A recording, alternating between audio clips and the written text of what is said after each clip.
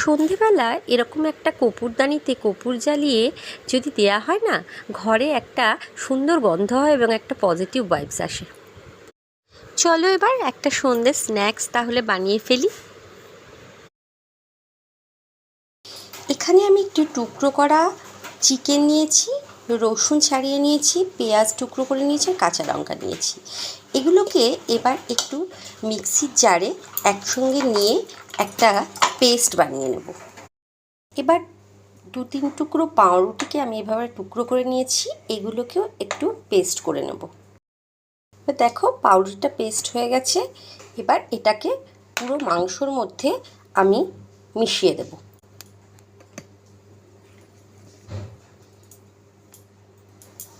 এবার এটা ভালো মতো চটকে নেব।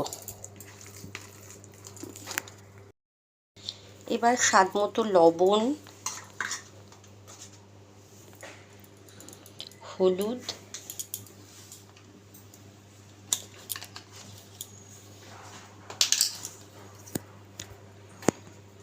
আর কিছুটা গোলমরিচের গুঁড়ো এর মধ্যে দিয়ে দিলাম,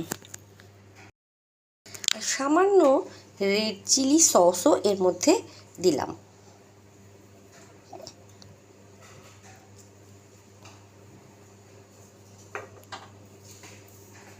এবার এটাকে খুব ভালো মতো হাতের সাহায্যে আমি মেখে নেব।